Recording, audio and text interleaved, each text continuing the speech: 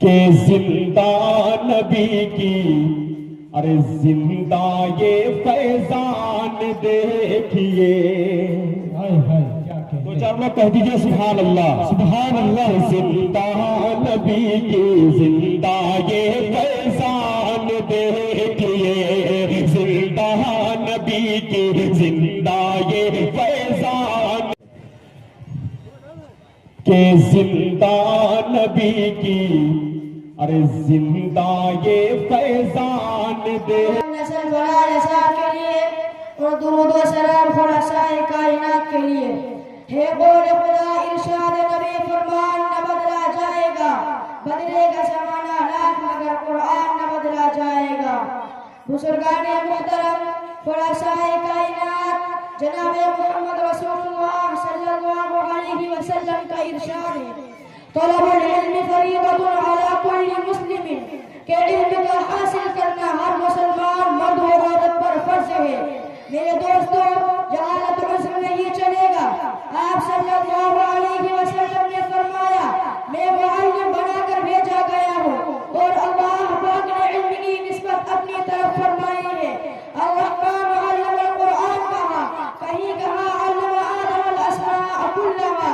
میرے دینی بھائیوں، مدارس کی نسبت صحفہ سے ملتی ہے. مدارس معاشرہ کے لیے دین کی ہڈی کی حیثیت رکھتا ہے، یہ معاشرہ کے لیے ڈاکٹر کی حیثیت رکھتا ہے. مدارس دین کے قلعے ہیں، مدارس اسلام کی اشعاریہ ہے. یہ کوئی نئی تحریک نہیں ہے، دین و سنت کی حفاظت کا ذریعہ ہے. یہ مدارس رحمت الہی کو کھینچنے والے مغناطیس ہے. خدائے لم یزل ولا یزال ہمیں قدردانی کی توفیق دے، آمین. محترم حضرات، ہندوستان میں مدارس کا قیام کب ہوا؟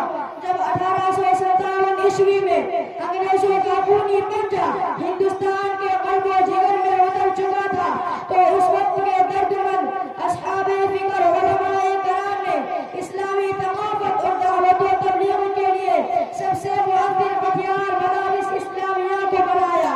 دارالعلوم دیوبند، مظاہر علوم سہارنپور کا قیام عمل میں آیا. الحمدللہ آج انہی کی ضیاء کرنوں سے پورا عالم منور ہو رہا ہے. میرے دوستو، ہندوستان کو علمی مرکزیت ملی، ہندوستان پورے عالم اسلام کے لیے مرکز بن گیا. انگریز کا مقابلہ علماء نے کیا. انگریزوں کا پہلا نشانہ مسلمان اور قرآن تھا. میرے دینی بھائیوں، ساری دنیا کی یونیورسٹیاں اور کالج مل کر آج تک ایک عمر فاروق رضی اللہ عنہ، خالد بن ولید رضی اللہ عنہ، عبیدہ بن جراح رضی اللہ عنہ، سعد بن وقاص رضی اللہ عنہ، عبداللہ بن مسعود رضی اللہ عنہ، ابی بن کعب رضی اللہ عنہ جیسے انسان پیدا نہ کر سکے. میرے دوستو، میں بڑی ذمہ داری کے ساتھ ایک بات کہہ رہا ہوں کہ ہندوستان اندلس بننے سے بچ گیا. یاد رکھو، اگر ہندوستان میں یہ مدارس بند کر دیے گئے تو پھر اس کا حال اندلس جیسا ہوگا، جہاں 800 سال تک اسلامی پرچم لہرایا، جس سرزمین پر 800 سال تک اذانیں گونجے، وہاں خدا کا نام لینا جرم قرار دیا گیا. خدا بے شمار رحمتیں نازل کرے ان اکابرین پر جنہوں نے قریہ قریہ، بستی بستی مدارس و مکاتب کا حال پھیلا کر ہندوستان کو دوسرا اندلس بننے سے بچا لیا.